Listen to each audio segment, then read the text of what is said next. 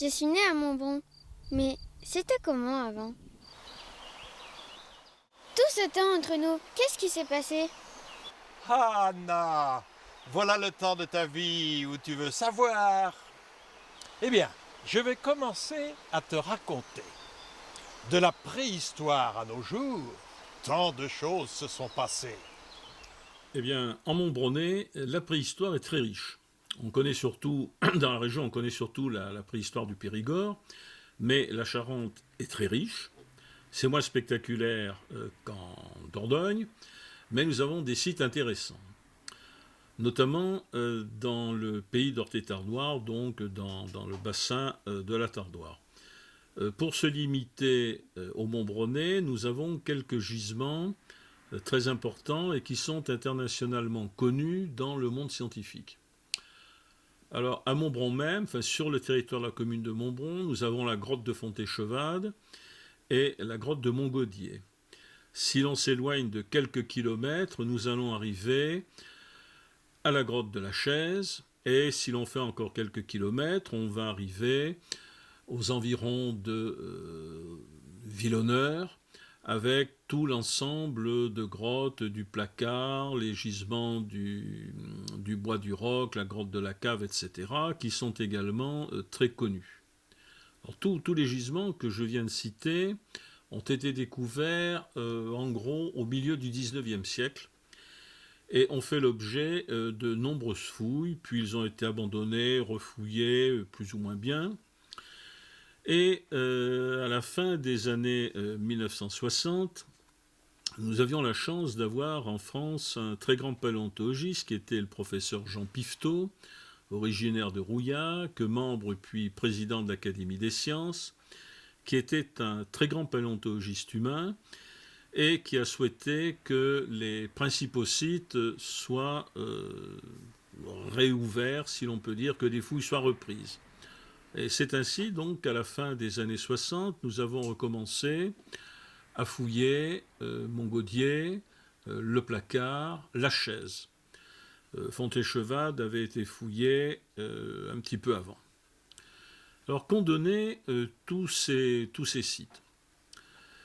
La grotte de Fontéchevade a livré une calotte crânienne, donc une portion de crâne humain, qui, à l'époque, nous sommes en 1947, semblait assez curieux.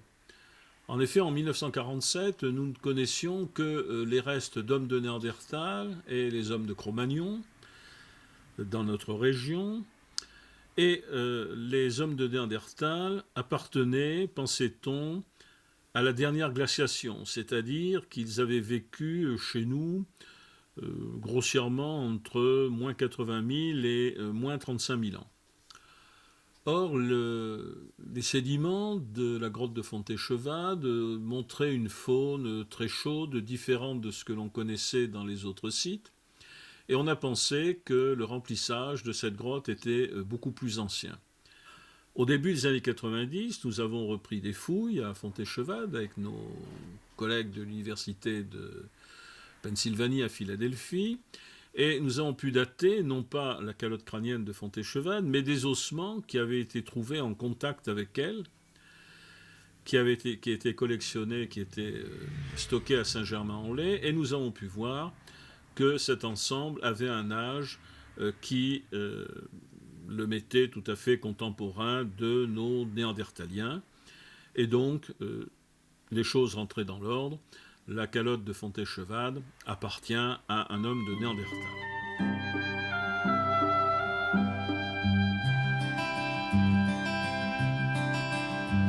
Sur cette terre, il faisait bon vieillir. De père en fils, on savait s'y tenir en travaillant de tout son cœur. On récoltait quelquefois le bonheur. Et puis la vie nous tenait là, du bord du champ au bord du bois, avec l'amour au rendez-vous.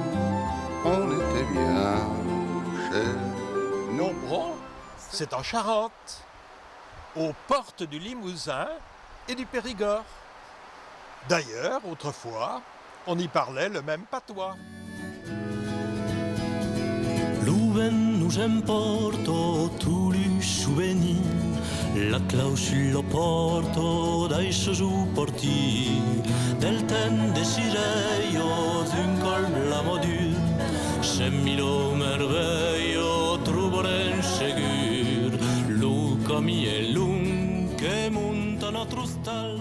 Le vieux vélo, il sert pour aller dans les champs. Et l'autre pour aller en ville.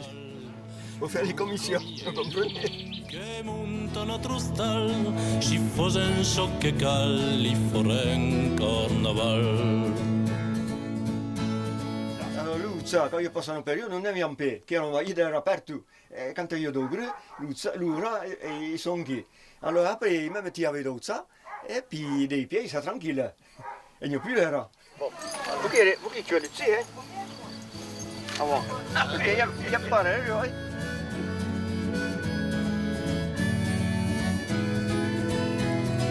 Del fun dello prado al cap del rondal, al cominato passare Nadal, causire lo ruto che monta al sulel, foren sur devoto. On était aujourd'hui, on était fermier.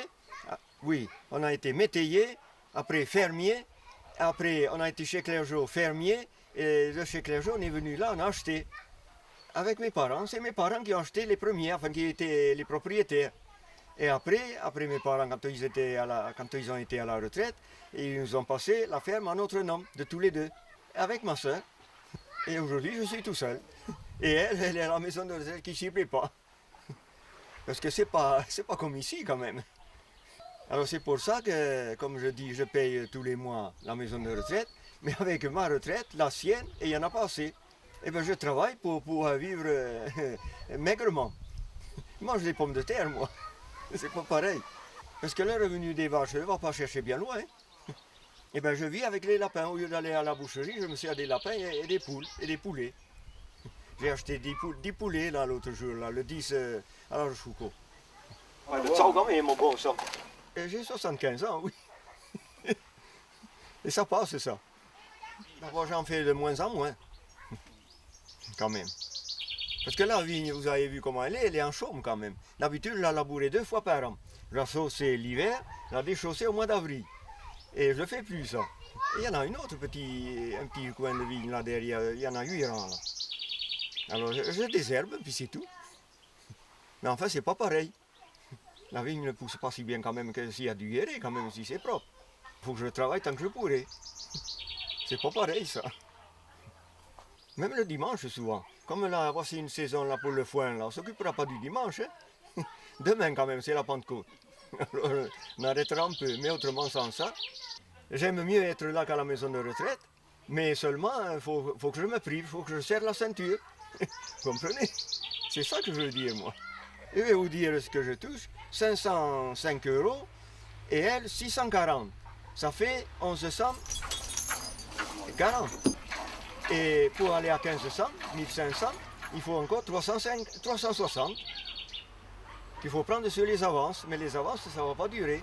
C'est pas l'égalité, ça.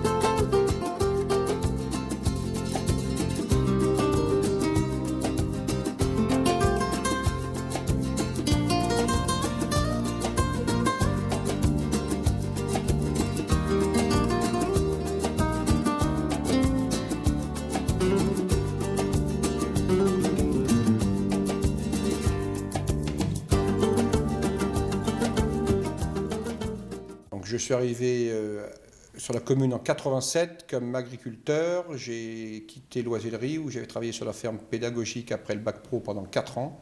Donc arrivé agriculteur en 87, je me suis présenté la première fois à côté de M. Boutan en 89. J'avais été battu en 89, élu en 95. Toute la liste de M. Boutan était passée, conseiller municipal de 95 à 2001. En 2001, j'étais adjoint à la voirie et aux espaces verts. Et en 2004, lorsque M. Boutan a accédé à la présidence du conseil général, je suis devenu maire. Et nous avons été réélus avec un renouvellement fort et de l'équipe en 2008. La commune de Montbron est atteinte du même mal que tout le monde rural en général, c'est-à-dire un vieillissement de la population et la perte de ses emplois. Ce sont les deux mots qui atteignent Montbron aujourd'hui. Plus de 300 emplois perdus en 20 ans, dans l'industrie essentiellement, industrie textile, que ce soit l'article chaussant ou le textile pur, et quelques disparitions d'exploitations agricoles qui ont donné des agrandissements de grandes propriétés. Un secteur d'emploi aujourd'hui qui n'est pas négligeable sur le territoire, c'est l'emploi de services. La maison de retraite, 100 lits, 50 personnes y travaillent, le ratio de 1 pour 2. Et l'ADMR, 64 emplois, mais 44 équivalents temps plein. Donc l'emploi de service, c'est quand même 100 personnes sur la commune, c'est pas négligeable et c'est vraiment un plus pour la population, essentiellement pour la population vieillissante. Tant qu'on parlait de services, la commune a racheté il y a 3 ans la maison médicale pour pour se donner plus de chances dans quelques années d'attirer de jeunes professionnels et de santé. Parce qu'aujourd'hui, les jeunes professionnels de santé qui s'installent en milieu rural veulent être en groupe et ne veulent pas avoir le tracas de l'immobilier. Donc la commune est devenue propriétaire des lieux et aujourd'hui c'est une opération blanche pour la commune puisque ce sont les professionnels en place qui paient le loyer et donc qui paient l'échéance et de remboursement à la banque puisque nous avons un emprunt d'une douzaine d'années pour cet achat de maison médicale. Donc dans 12 ans, ceux qui seront assis à notre place pourront accueillir des jeunes professionnels de santé. Donc c'est quand même important dans une commune chef-lieu de canton, puisqu'il ne faut pas voir que les 2100 habitants et de Montbron, mais les 8000 habitants de tout le canton. C'est important d'avoir médecins, kinés, dentistes, tous ces professionnels de santé. Voilà, puisqu'on s'aperçoit qu'en vieillissant, les gens qui habitent dans les communes autour de Montbron veulent se rapprocher du centre-bourg pour avoir les commerces et les services à proximité. Je suis médecin généraliste depuis une trentaine d'années. Issu du milieu agricole, j'ai voulu exercer en médecin rural et j'ai eu beaucoup de plaisir à pratiquer pendant donc, cette trentaine d'années ce type de métier fait de rencontres, de partage, d'accompagnement d'instants de vie avec des gens qui me font confiance. C'est un accomplissement. Bien sûr, à mon âge, comme d'autres, l'évolution sociétale actuelle, l'absence de relève dans ce type d'exercice, mais pas seulement dans ce métier, comme tout artisan, me pose problème. Comment finir mon exercice dans de bonnes conditions? Comment préparer l'avenir pour les gens que l'on sert? Mais c'est sûr que ce qui rebute beaucoup les nouvelles candidatures, c'est la notion de sacerdoce attelé à ce type de métier. Effectivement, si on l'exerce seul ou sans exercice regroupé, c'est invivable en termes de famille, en termes de vie personnelle extra-professionnelle. Parce que l'obligation de présence est de 8h à 20h tous les jours ouvrables, plus les gardes. Ces amplitudes horaires-là, s'il n'y a pas une organisation sanitaire regroupée à l'échelon d'un territoire, ça n'est pas supportable. Hein. Pas supportable en termes d'activité professionnelle, en termes de formation et en termes de vie personnelle et de réponse aux aléas de la vie tout court, quoi. Et puis on est récompensé de cet investissement par les valeurs humaines qui sont véhiculées dans ce métier, quoi. Bien sûr que au niveau d'une cité comme Montbron, la vie n'est plus aussi soudée qu'avant et chaque artisan, chaque professionnel subit la pression de l'immédiateté, du rendez-vous urgent. Mais globalement, quand on explique aux gens, quand on fait son travail correctement, quand on estime passer du temps à s'occuper d'eux, généralement, on a une reconnaissance en retour. Mais de toute manière, la reconnaissance, c'est pas une fin en soi, hein. On offre un service comme d'autres offrent un service, une prestation, et les gens, on n'a pas à demander aux gens de nous garder une reconnaissance éternelle, ou il faut avoir la bonne distance par rapport au contact avec les gens, hein. Donc la nécessité effectivement de temps en temps de se reposer, d'être en forme psychologiquement pour pouvoir subir leur tension personnelle face à la maladie, hein, qui est souvent génératrice de mouvements d'humeur ou de colère. À la cinquantaine passée, il serait prétentieux de dire que j'ai réussi ma vie. J'ai eu la chance d'avoir une bonne santé qui m'a permis de faire mon métier qui est très prenant, d'avoir une activité sportive jusqu'à assez tard, jusqu'à la trentaine dépassée, hein, en club, avec le partage d'instants de vie avec des gens. J'ai une famille avec des enfants en bonne santé et un couple qui tient la route, semble-t-il. Et donc, j'ai pas d'ambition personnelle démesurée, mais je trouve que j'ai eu la chance de pouvoir allier plusieurs choses, hein, et c'est une chance, hein, quand je vois en côtoyant les gens, on voit que beaucoup n'ont pas eu cette chance-là dans leur parcours de vie. Donc, fier, mais beaucoup d'humilité dans la façon de concevoir mon parcours, hein. Voilà. Une population qui baisse dans les écoles, puisque sur tout le territoire de la communauté de communes, on perd depuis 20 ans entre 20 et 25 enfants par an. Voilà. Et cette érosion est régulière. Il y a un petit fléchissement dans cette courbe avec les bébés nés en 2000 et 3-4 familles qui étaient arrivées, familles nombreuses qui étaient arrivées en 2001. Mais la chute des effectifs a repris. Il faut dire qu'on est assez impuissant, et pour créer des emplois, il ne faut pas avoir peur de le dire. C'est le mal le plus important qui frappe la commune, comme beaucoup de communes autour de nous, et on n'a pas de solution miracle, et seul on n'arrivera à rien.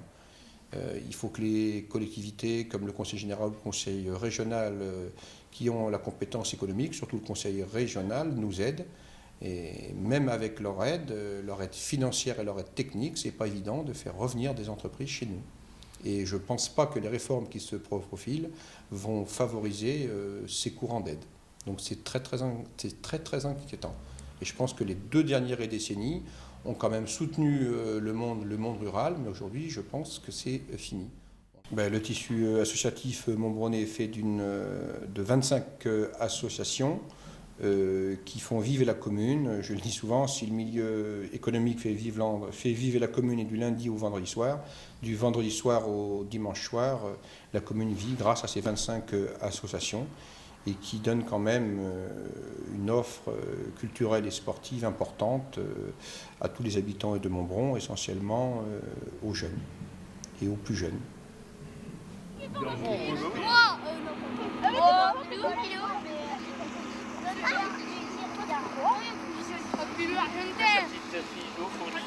Allez, c'est parti. Allez, c'est parti, hein. Allez, maintenant. Voilà, viens, voilà. Voilà, va chercher. Je viens du Lindois et je viens jouer au foot à Montbron. Je suis avec des copains qui sont dans ma classe et puis que j'aime bien jouer au foot. Ce qui me plaît dans le foot, c'est... Oh, comment dire? C'est de jouer en équipe. Voilà. C'est de jouer en équipe et marquer des buts. J'aime bien faire les matchs, les tournois, les compétitions. J'aime bien gagner. Le commerce local souffre. C'est très difficile pour les commerçants, surtout pour les derniers installés qui n'ont pas de fonds de roulement, qui n'ont pas de trésorerie. C'est quand même un plus pour la population rurale qui ne s'en rend pas toujours compte. Ça améliore l'offre. C'est souvent un produit de qualité, pas toujours plus cher, et j'insiste bien, que ce qu'on peut trouver dans les grandes surfaces. C'est un peu une idée préconçue que c'est toujours plus cher chez les commerçants. Mais c'est un vrai problème, la disparition du commerce en milieu rural, parce qu'en plus de l'activité économique, je pense qu'il y a un réel lien social. Grand-père, tu m'as dit un jour qu'il y avait plein de boutiques. Eh bien, ma petite Anna, tu vois, on vient de faire ensemble cette rue-là. On a vu des magasins, on a vu des boutiques d'artisans. Eh bien, figure-toi qu'à ce moment-là, toutes les rues étaient pleines de ces magasins-là, avec des commerces, avec des artisans qui travaillaient le cuir, qui travaillaient le bois, qui travaillaient le fer. On m'a même dit qu'il y avait 30 bistrots à Montbron. Parce que vous savez, il y a des choses que je sais, qui sont du vieux Montbron. Mais c'est ma grand-mère qui me l'a dit, moi je ne l'ai pas vécu.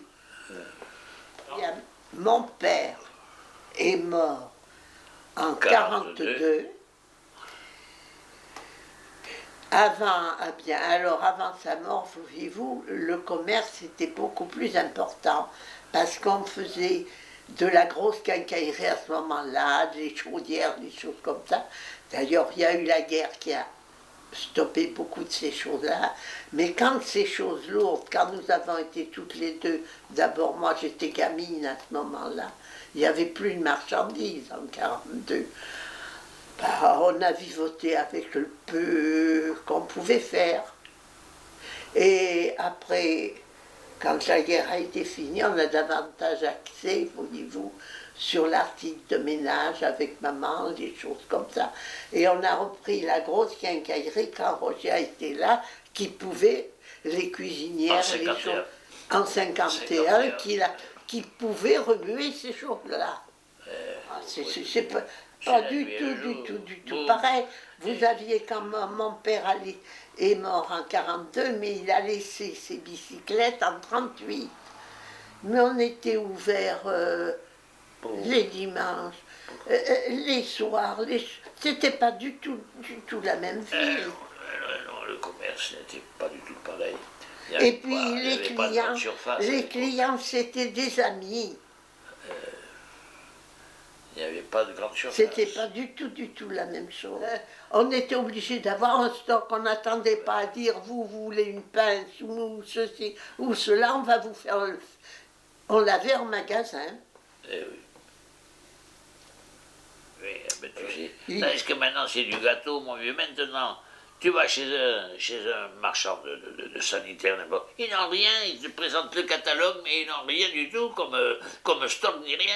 Rien du tout, alors que nous, on avait toujours 14 ou 15 cuisinières en stock pour faire choisir, tu vois, et tout. Il y en avait de l'autre côté. Voilà. Tandis que maintenant, c'est du gâteau à côté, c'est du gâteau. Oh, oh, oh. Les clients qui ont été avec mon père sont venus avec moi. Mon père, c'était François, vous voyez, des choses comme ça. On avait... Et quand il leur conseillait quelque chose, ils achetaient, ils suivaient ses conseils. C'est plus du tout le même esprit. On était peut-être... C'est plus le même esprit. On était toujours là pour eux. Celui qui... Il faut, quand c'était la saison des faux chez les hommes, des choses comme ça, ils ont répété un boulon, vous savez, le soir, à 8h30, 9h, eh ben on venait le chercher.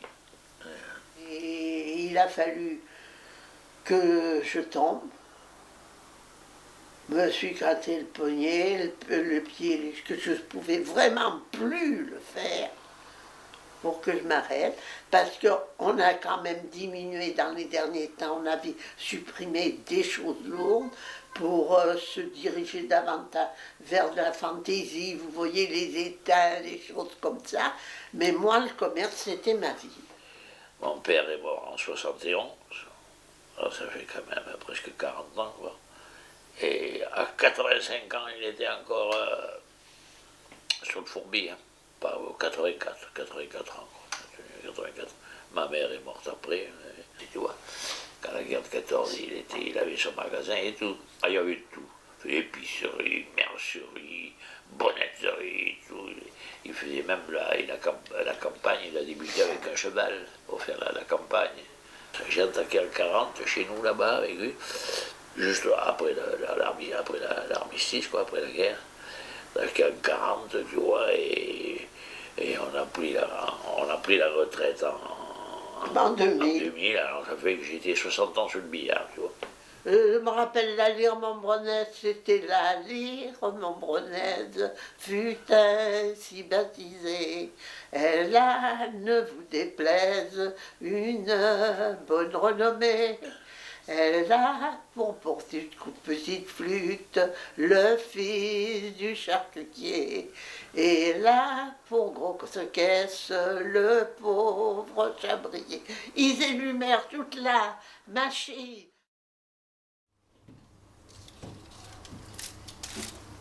J'avais trouvé une affaire sur Angoulême, ça n'a pas pu se faire. Et puis j'ai rencontré mon prédécesseur qui, bizarrement, on s'est retrouvés, on se connaissait depuis longtemps. On avait passé 15 ans sans se voir, et puis un jour je l'ai rencontré. Il m'a dit qu'il voulait vendre sa boucherie, donc ça s'est fait comme ça. Ça a été le hasard. Voilà, donc je suis boucher charcutier traiteur, donc depuis 2006, je suis installé à Montbron. J'ai commencé en 2006 avec tout ce que j'avais appris pendant l'apprentissage, et maintenant, petit à petit, j'arrive à faire à ma manière, vraiment comme j'aime, quoi. Voilà.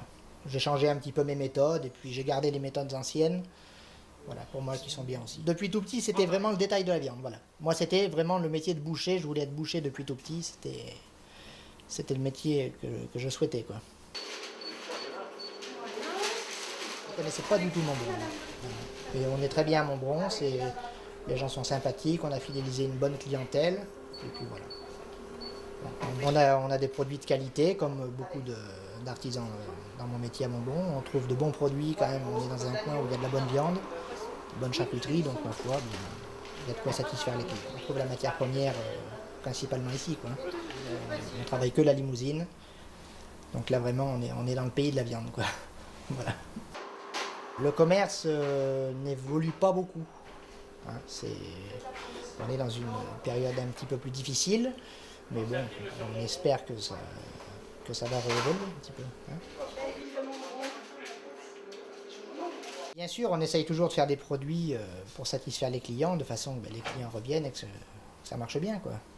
Que ça plaise. Le grillon charentais, c'est de la viande de porc, hein, gras et maigre de porc, qui est cuit dans la graisse. Et après qu'on assaisonne, donc ça cuit quand même pendant 5 à 6 heures, 6-7 heures, on peut le faire cuire assez longtemps. Et on assaisonne après sel, poivre, épices. Voilà.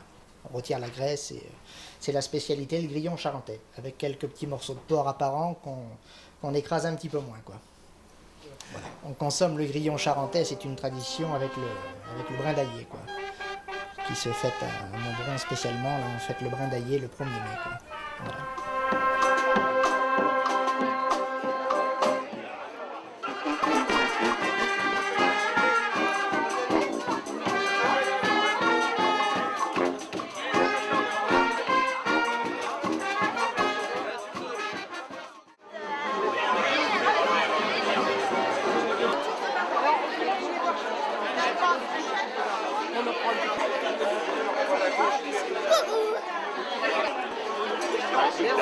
Alors pour moi.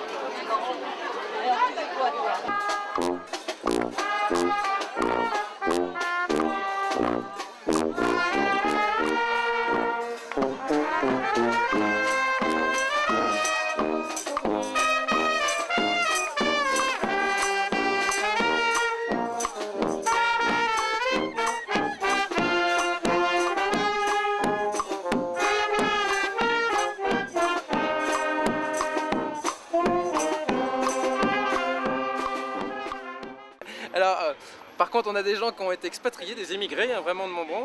Alors, Émilie Binchet, alors que bon, son père a tout fait pour qu'elle reste au pays, elle est quand même partie. Non, je suis partie. Mais pourquoi est-ce que tu reviens à Montbron?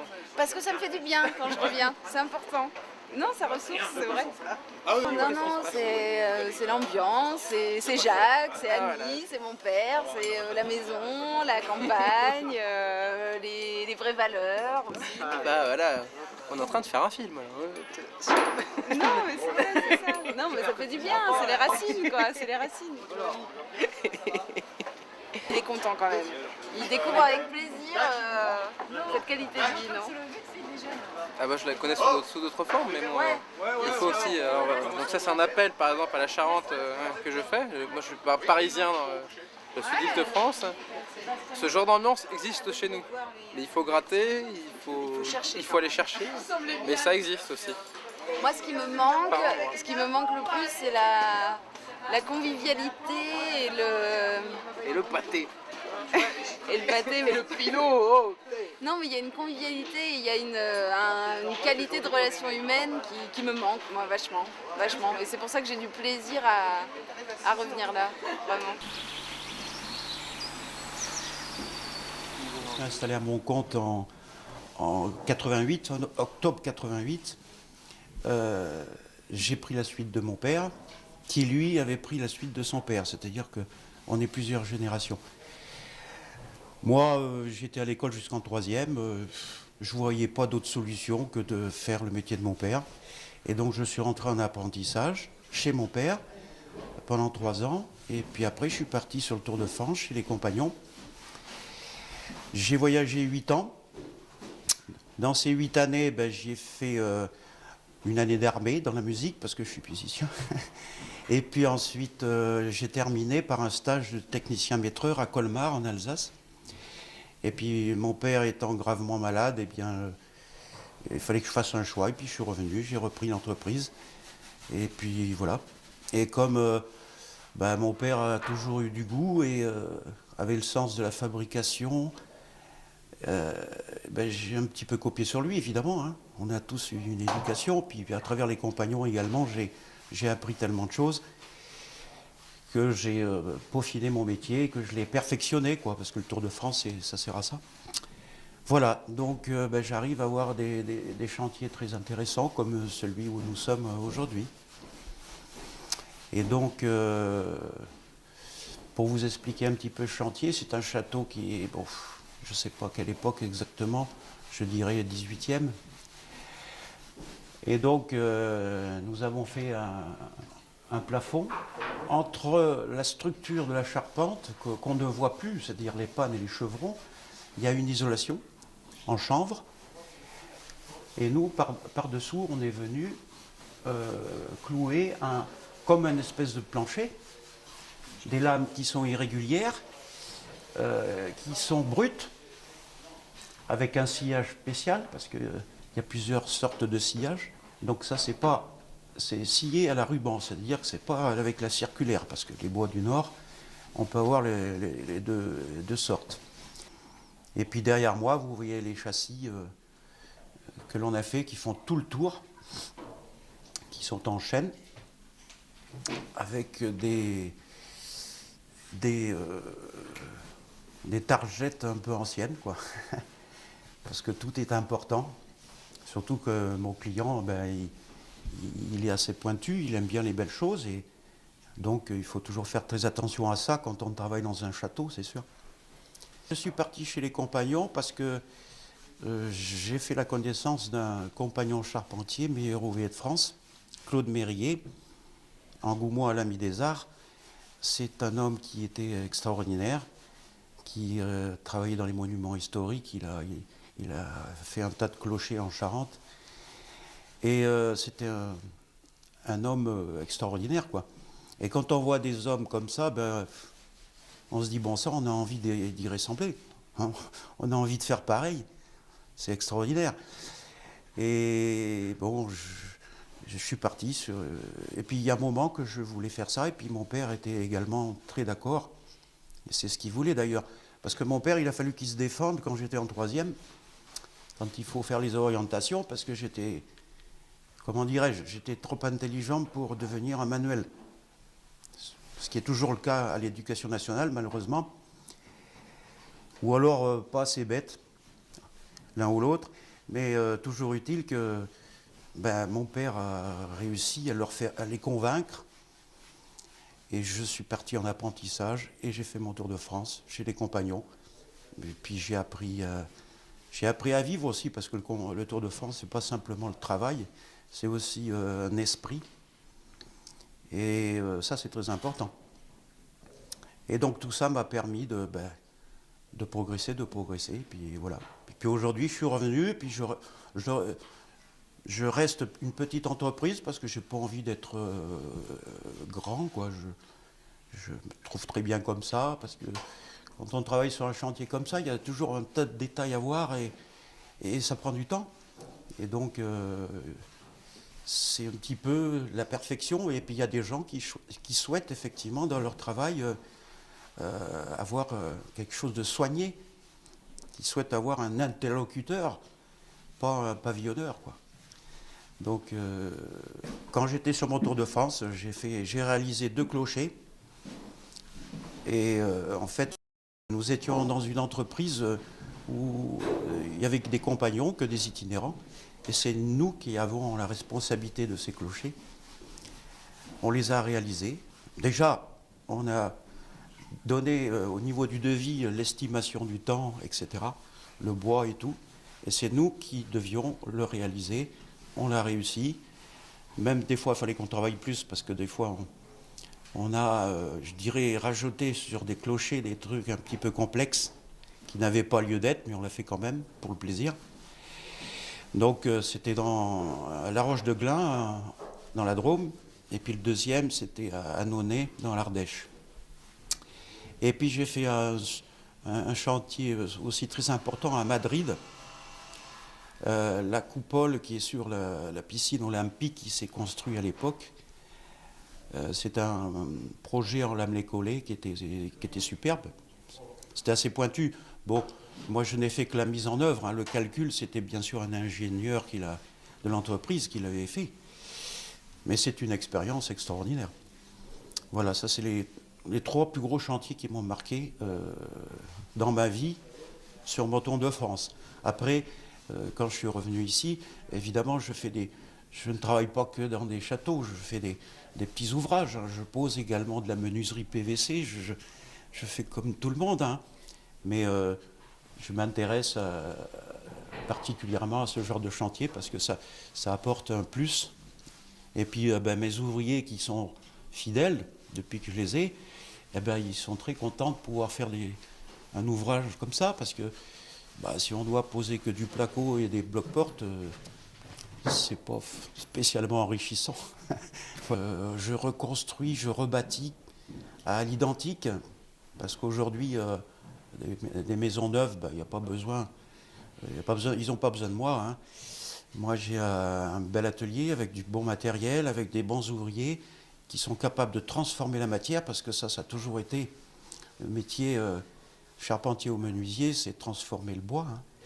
Et donc, j'ai le personnel, et donc je m'intéresse beaucoup à ce genre de travail, c'est-à-dire faire du beau. Parce qu'il y a beaucoup de gens qui cherchent des artisans comme moi, et ça se trouve de moins en moins, effectivement. On a de plus en plus d'artisans qui se disent artisans, mais en fait, ils ne le sont pas. Ce sont des poseurs.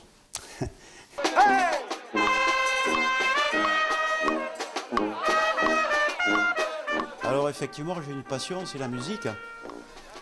En fait, j'ai hérité de mes 2 grands-pères. J'avais un grand-père charpentier, puis un autre grand-père musicien. Donc c'est Gaston qui m'a appris la clarinette, et puis j'ai toujours joué. Je suis parti sur mon Tour de France, là j'ai un peu moins joué. Donc quand je suis revenu, j'ai toujours participé à la lyre montbronnaise. Et puis j'ai également été à l'origine de la création de la banda en 1993. Je m'y suis consacré beaucoup et ma foi c'était une réussite parce que c'est une autre façon de faire de la musique, c'est une musique festive, alors que l'harmonie c'est quelque chose de beaucoup plus pointu. Et donc j'ai participé à tout ça et puis aujourd'hui j'en suis fier. Je pense avoir accompli, comme tous ceux qui travaillent dans le monde associatif, je pense avoir accompli ce que je devais faire. Maintenant, j'aurais pu en faire plus, mais bon. Mais je fais toujours partie des compagnons. Hein. Je vais régulièrement aux réunions à Limoges, hein, parce que je fais partie de Limoges. J'y vais, pas toujours, mais tous les mois, il y a des réunions, et puis il y a des travaux compagnonniers, comme on dit, il y a des initiations, etc. Donc voilà, tout ça, c'est le monde associatif dans lequel j'ai participé.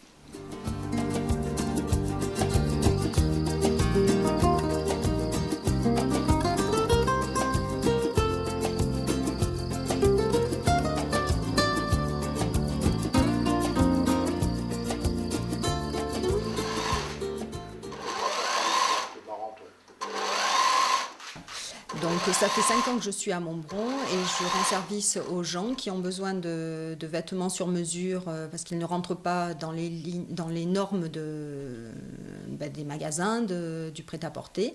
Et voilà, les gens apprécient de pouvoir se faire des vêtements sur mesure, de m'amener des tissus, de m'amener des vêtements aussi enfin qu'ils achètent dans le commerce et ils me les font retoucher. Et certaines personnes ne peuvent pas se déplacer, donc ils apprécient d'avoir une couturière sur place. C'est vrai que Montbron bouge, j'ai beaucoup de clients sur Montbron et sur la périphérie aussi. Donc je pense que voilà, les gens apprécient de pouvoir avoir le service sur Montbron. Donc, les gens apprécient de pouvoir choisir des tissus, de pouvoir choisir des modèles. Après, on l'adapte en fonction des personnes. Je leur propose des modèles et on crée après en fonction de... On peut rajouter des détails, on peut modifier... quand on part d'un modèle bien précis, on peut modifier. Je l'adapte à la personne en fonction de ses goûts, en fonction de sa morphologie, en fonction de la mode, de plein de choses. Voilà.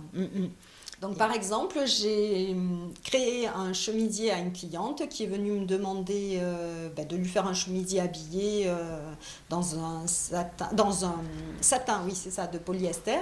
Donc je lui ai proposé un tissu. Et après, on a regardé des modèles et avec plusieurs modèles, je lui ai fait un croquis qui représentait une ébauche du chemisier. Donc, je lui ai commandé le tissu, je lui ai fait un premier essayage et donc je lui ai fait les retouches et elle est revenue. Et voilà le chemisier définitif. Donc, je lui ai fait un petit volant qui est surfilé avec un petit rouleté. Il est pincé, il y a un boutonnage avec des boutons dorés et noirs assortis au tissu. Le haut, il y a un petit empiècement qui est froncé et un volant après qui vient retomber sur l'épaule avec le même surfil que le bas du chemisier.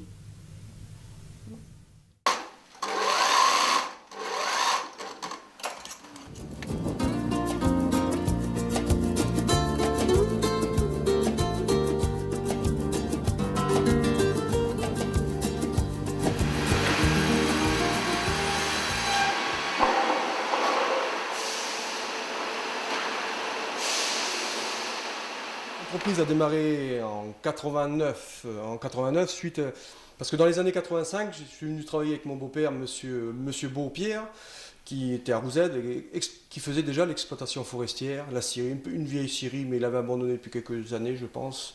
Il faisait l'entreprise de travaux agricoles, il faisait aussi les ramassages d'ordures ménagères, il faisait un peu de tout. Bon, suite à ça, dans les années 89, on a acheté un bâtiment à Courrières avec la commune, pour monter une scierie plus moderne, plus industrialisée. Et bon, de fil en aiguille, du sillage industriel, bois à palette, bois de charpente, bois d'artisanat, construction et divers, fabrique de piquets de vigne, clôture. Et dans les années 98, on a adhéré au programme Bois Énergie, on va dire. On s'est lancé dans la production de plaquettes forestières. Ce qui allait très bien avec notre profession, parce qu'on avait des bois issus d'exploitation après les piquets, la fabrique de piquets et le sillage qui n'avaient pas de débouché. Dans un premier temps, tous ces bois étaient destinés au chauffage. Et là, de plus en plus, maintenant, on exploite des bois qui n'avaient pas d'utilité, ni papetière, ni autre. Et ça leur a trouvé un débouché pour une énergie locale. Bon, à l'heure actuelle, on a une bonne trentaine de collectivités qui s'approvisionnent, une 15 à 20 particuliers aussi. Bon, c'est un niveau intéressant de clientèle. Pour les clients, c'est un niveau budget qui est intéressant, qui revient au moins à moitié prix que le fuel. C'est surtout une énergie locale qui donne du travail aux alentours. Bon, les bois nous viennent dans un rayon d'action, une centaine de kilomètres, pas plus. Hein. On ne cherche pas à faire des kilomètres, à brûler du carburant pour aller chercher du bois. Ouais, l'avenir, c'est la conjoncture qui va le dire, mais bon, l'avenir, mis à part l'année dernière, 2009 qui a été catastrophique, bon, le bois énergie est en plein boom, toujours en progression de 20% au minimum tous les ans. Bon, le sillage, des hauts et des bas, c'est l'industrie. C'est quoi ce grand bâtiment? Mais ma petite, c'était la plus grande entreprise du coin. Jusqu'à 450 ouvriers, pendant des décennies. Ben, l'usine brique comptait énormément. Parce qu'à ce moment-là, on était, je ne sais pas, à ce moment-là, était-on dans les 350, nous sommes arrivés dans les 400, plus de 400 même, par la suite. Alors, mais c'était toute notre vie, nous, là. C'était notre vie, là. Et ça marchait très bien. Jusqu'à une époque, bien sûr, comme les autres usines, quoi. C'était assez calme, en 1936, on n'était pas très nombreuses au bureau. Et alors la guerre est arrivée. Et les bureaux de Paris, le directeur, M. Ballas, avait dit on va partir à Montbron, parce que là, à Paris, c'est très dangereux. Tout le monde va partir à Montbron. Il était descendu avec le matériel, les employés, absolument tout, le meuble, tout. Et alors, quand il est arrivé, il nous a regardé toutes dans les bureaux, il a dit je veux la petite là. Et je suis montée avec lui. Je suis montée à Paris. Et alors là, j'ai travaillé, on travaillait 3 dimanches sur 4. Et on travaillait pour les aciéries, les poudreries, les fonderies, les hauts fourneaux. Et on était ce qu'on appelait usine biétribe, c'est-à-dire usine de guerre. Et alors en 1940, ils ont eu besoin de régleurs, d'ajusteurs, et ils ont fait appel à Sillac, où mon mari est venu avec un autre qui n'a pas voulu rester.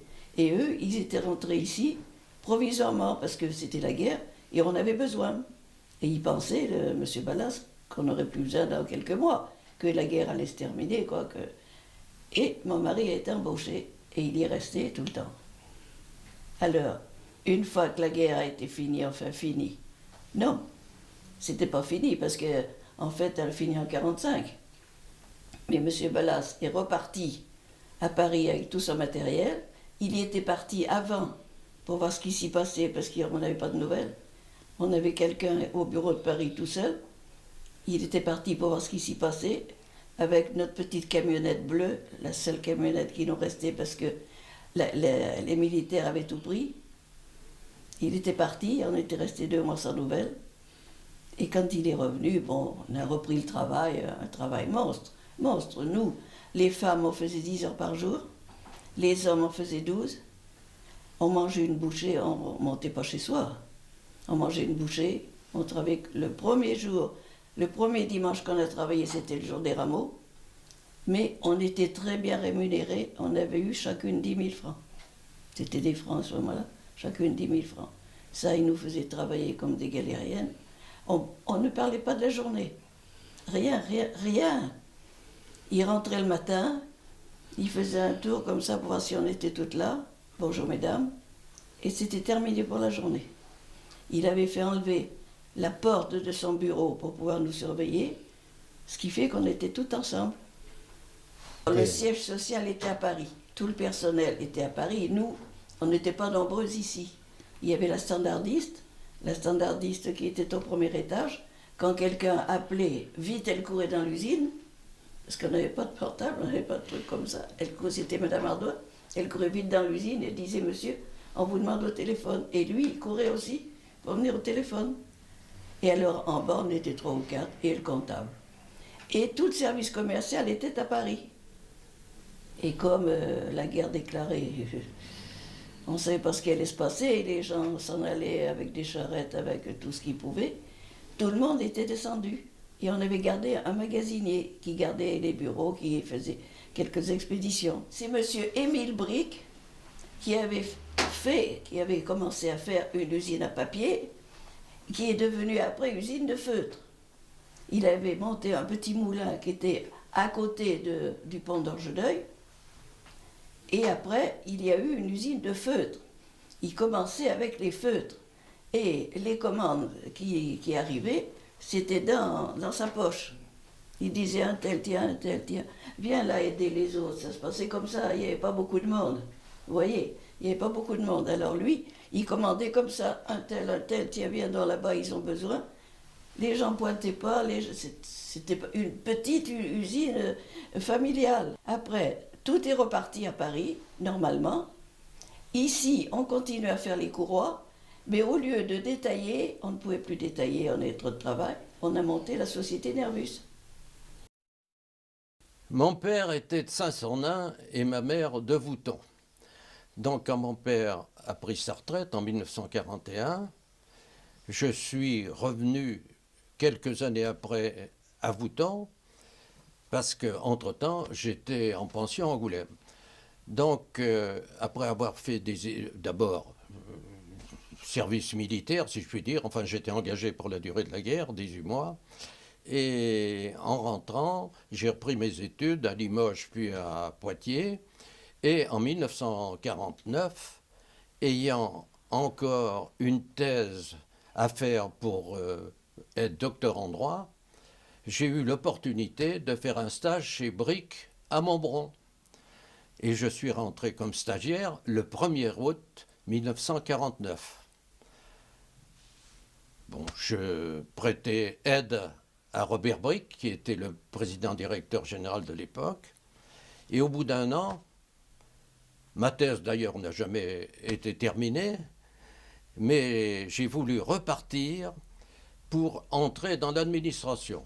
Et j'ai demandé à Robert Brick, qui était conseiller général à ce moment-là, de bien vouloir m'aider. Et c'est là où Robert Brick a dit, vous allez rentrer dans l'administration, mais si vous voulez, vous resterez avec moi. Alors je n'ai pas voulu rester avec lui, parce qu'entre-temps, pendant cette année, j'avais vu des licenciements, et je considérais que le privé, c'était quand même peut-être moins solide, entre guillemets, que le public.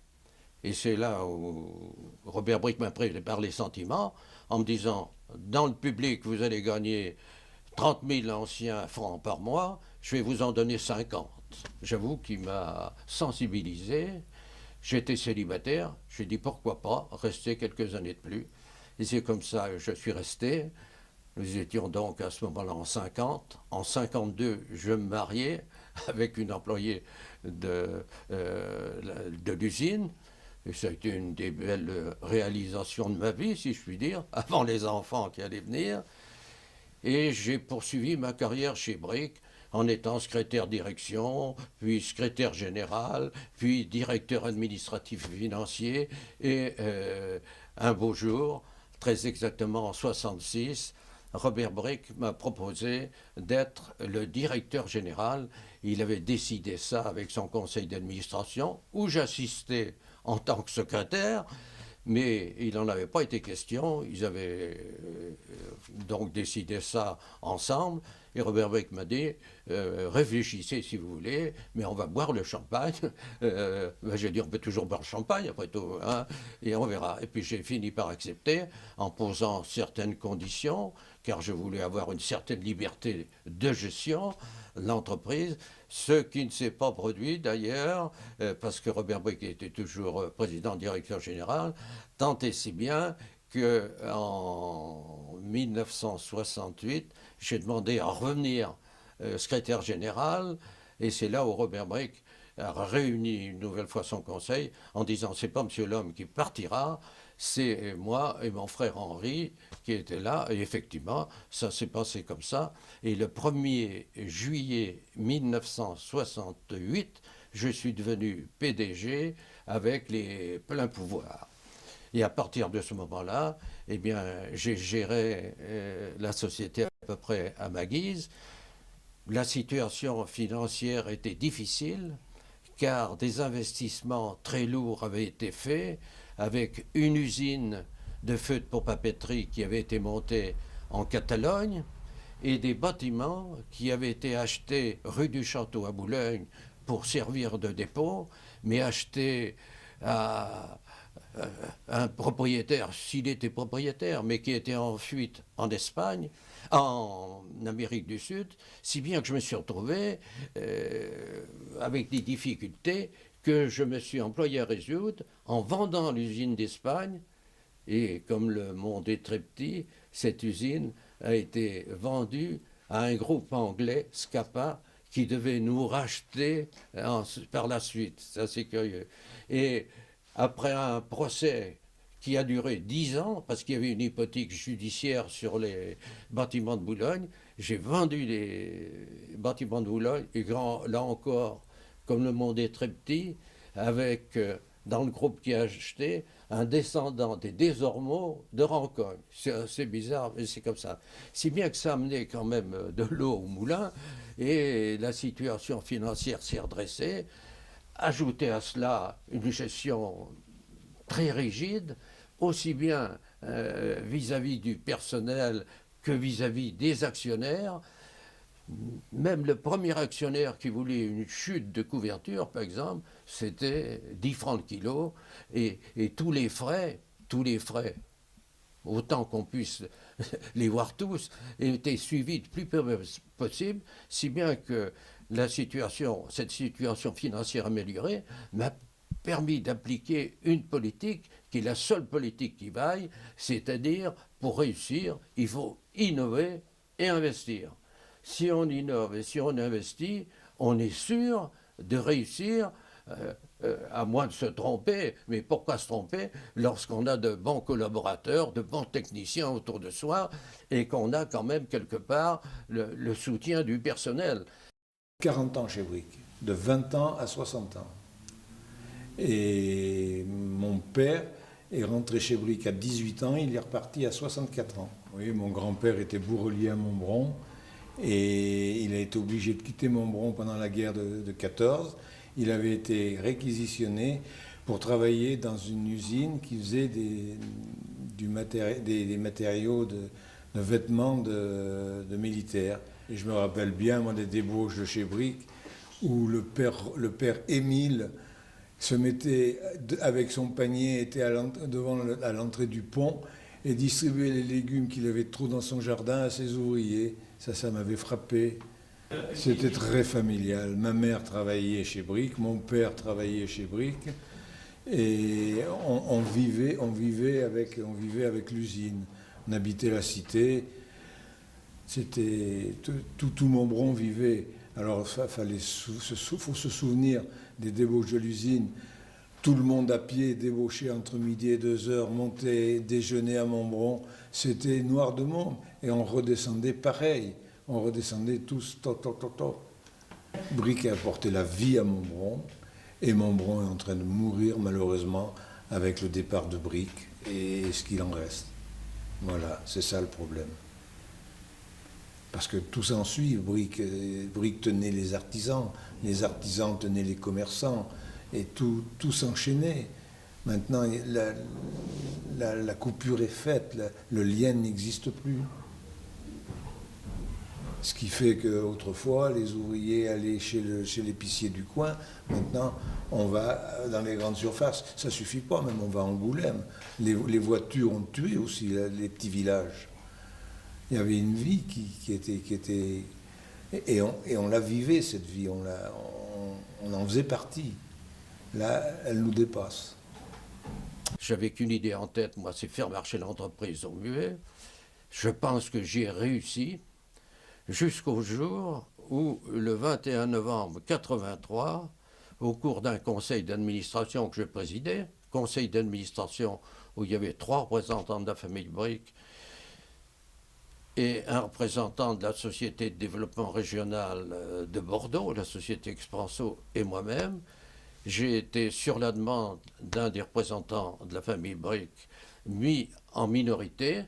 La confiance ne m'a pas été renouvelée, donc je n'étais plus président du jour au lendemain. Et à ce moment-là, la famille, qui en était à la 5e génération, a décidé de vendre l'entreprise. Et ils ont trouvé un premier acquéreur qui était un groupe alsacien, un fabricant de flûtes pour papeterie d'Alsace. Bon, ils ont fait affaire, ils ont convenu.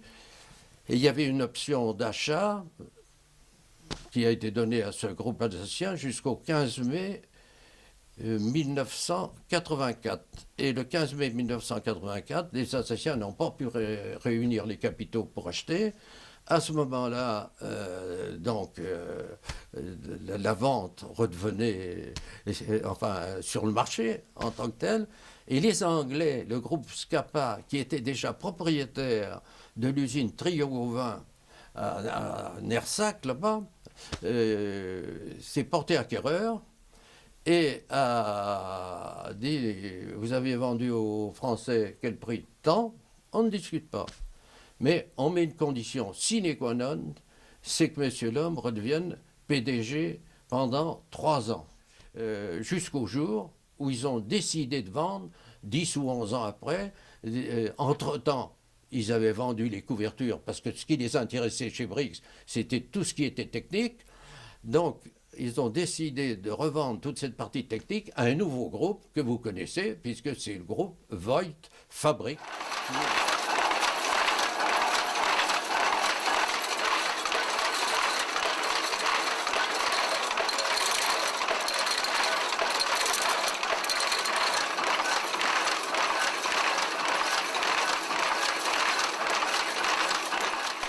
En 1999, le groupe Scapa, qui est un groupe anglais, a vendu la société Établissement Brick à Montbron à la société Voigt, qui est un groupe allemand familial. C'est une entreprise de l'ordre de 40 000 personnes, 5 milliards de chiffre d'affaires, avec 4 divisions principales. La première division, c'est la division papetière, c'est Voigt Paper, qui représente à peu près 1,5 milliard de chiffre d'affaires. Il y a une deuxième division, c'est Voigt Hydro, qui fabrique principalement les turbines pour les centrales hydroélectriques, qui est à peu près du même niveau, un chiffre d'affaires de l'ordre de 1,5 milliard. Il y a une troisième division qui est Voigt Turbo. Ce sont donc toutes les turbines de transmission de puissance qui sont aussi bien utilisées dans les bateaux, dans les trains, pour des puissances allant de 10 000 à 50 000 chevaux. Et une division service qui est en fait la mise en place d'usines, l'entretien d'usines et tout service que peut avoir besoin une usine, en fait. Donc, Voigt Montbron est une entité située en France qui, dans le temps, était fabricant de feutres à papier, donc attaché à la division papetière. En 2000, il y a eu une restructuration à Montbron avec la séparation de la division papetière et de la division tissu industriel. La division papetière a été rattachée à notre site d'Annonay dans l'Aveyron. Et en Montbron, c'est spécialisé uniquement sur les produits industriels. Donc les produits industriels sont principalement les feutres pour cartonnerie, enfin les tapis pour la fabrication du carton du lait, de la toile de fluidisation qui sert au transport des pulvérulents, genre ciment, farine et autres, et des barrières d'arrêt d'avion, des produits, des courroies, tout produit textile industriel lourd. Sur le site de Montbron, aujourd'hui, nous sommes 65 personnes, avec toujours une force de vente concernant la papeterie, pour les feutres de papeterie, c'est-à-dire tout ce qui est toile de formation, feutre de pressage, toile de sécherie, qui représente 15 personnes, et une cinquantaine de personnes qui sont occupées sur le produit industriel. Les produits industriels, on les vend dans le monde entier. L'export représente à peu près 80% de notre chiffre d'affaires. Principalement la cartonnerie, donc sur les 3 continents, Amérique du Nord, Amérique du Sud, Europe, Afrique, et la 3e division qui est sur l'Asie. L'histoire de Brick compte toujours, parce que le savoir-faire, il ne date pas d'aujourd'hui, il date d'hier, et puis le savoir-faire, il évolue. Nous avons beaucoup de gens, beaucoup de familles qui travaillent chez Brick depuis plusieurs générations, et le savoir-faire se transmet. Le savoir-faire, c'est quand même une part primordiale, donc la part humaine est très importante dedans. Dis-moi, Pourquoi je vois toujours beaucoup de vaches dans les prés? Eh bien, tu sais, nous sommes au seuil du Massif central, avec beaucoup de prairies, beaucoup d'étangs, et donc c'est un pays d'élevage. Mais bien sûr, on cultive aussi des céréales.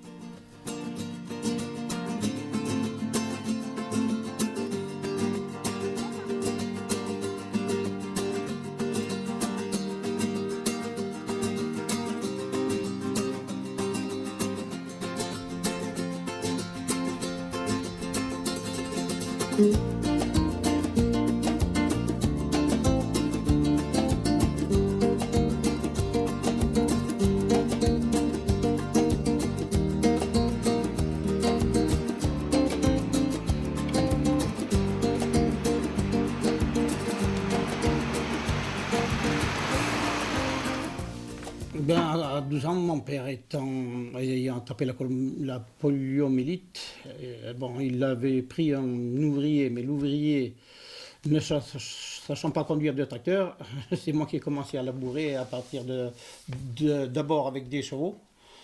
Mais ça n'a duré qu'un an. Et après, on a acheté le tout petit Farmalcube, le tracteur. Et puis, c'est moi, à 13 ans, qui ai fait la propriété. Quoi. 13 ans. Je suis sorti de l'école à 13 ans et demi. Et puis, depuis, je suis toujours resté dans l'agriculture. Surtout de l'élevage, mais j'ai fait des céréales. J'ai fait un peu de vigne, tout à fait au début, parce que au début, c'est ce qui me permettait de payer un ouvrier. Quoi. Alors, et puis, petit à petit, j'ai vu l'évolution. On commençait, je vous dis, avec un petit tracteur pour labourer, mais on gardait le cheval pour faner le foin, pour le rassembler. Et puis pour passer on fait des betteraves surtout, même des topinambours à l'époque. Et puis après, ça s'est vite arrondi. Les gens sont partis de la terre. D'ailleurs, on était 12 copains qui allaient à l'école du même âge environ. Je suis le seul à être resté à la terre. Tout le monde est parti en usine ou a appris un métier. Voilà. Alors, sur les 3 ou 4 hectares, les 16, les 16 Courtillas, c'est Bruchet. Et puis, on était un autre village. Ah non, environ ces 4 villages, on était assez pour la batteuse. Et puis, malheureusement, je vous dis, quand j'ai eu 16 ans, tout le monde partait. Et puis, on s'est retrouvé à 2 à porter les sacs. À 16 ans, ça m'a dévié la colonne vertébrale parce que je portais trop lourd. Alors, la moissonneuse, où on a connu le vrai changement, c'est quand la moissonneuse batteuse est arrivée vers 18 ans.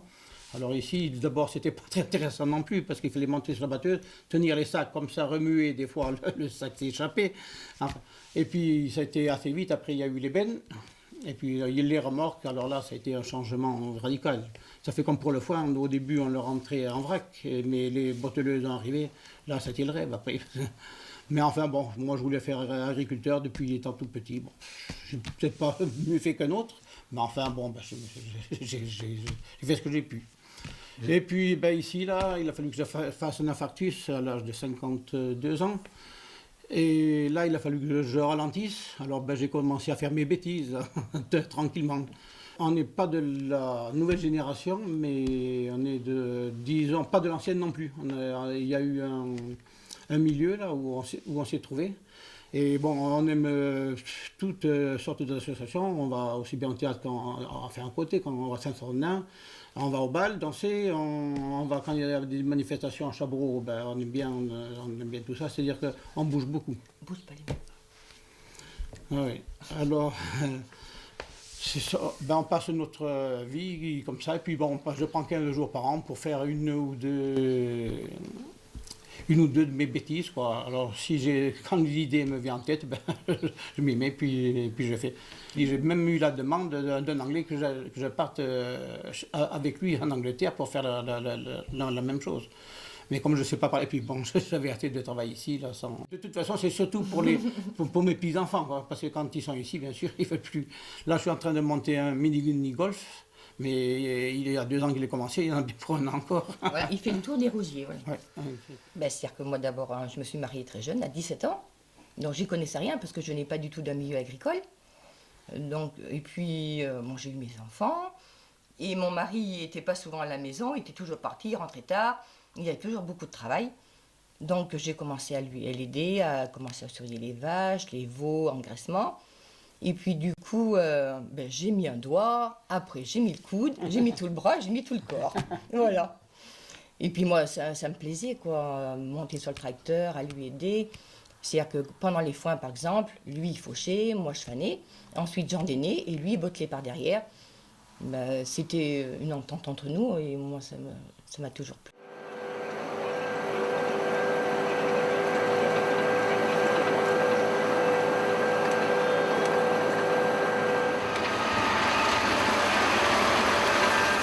Je connais ce métier déjà, j'ai toujours baigné là-dedans depuis que je suis tout petit. Quand mes parents habitaient sur Marsac, juste au-dessus, là, il y avait une ferme juste à côté, j'étais toujours fourré dedans, m'occuper des vaches comme on dit.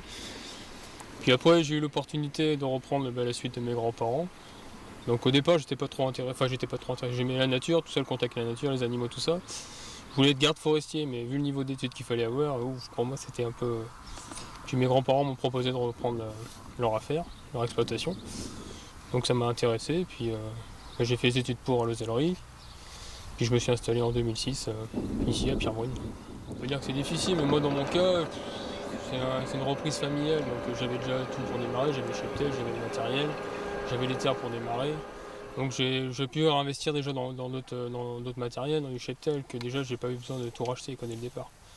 Donc par rapport à un jeune qui va s'installer et qui doit racheter tout depuis le départ, c'est sûr que c'est un peu plus dur, il faut être motivé, quoi. Les charges qu'on monte, les prix ne suivent pas par rapport à ce qu'on a connu avant. Le prix des bêtes, c'est pas ça. Moi, je parle en bête, après en céréales, je sais que c'est pareil et tout. Moi, j'en fais pas, mais je sais que c'est pareil. Ça va être très... En plus, d'autres problèmes qui viennent s'ajouter. On est obligé de vacciner maintenant les vaches et tout un...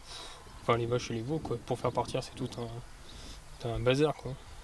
C'est vrai que les revenus sont pas ça, mais moi, j'aime ce que je fais. Du moment que j'aime ce que je fais, j'arrive à vivre, je vis, je mange.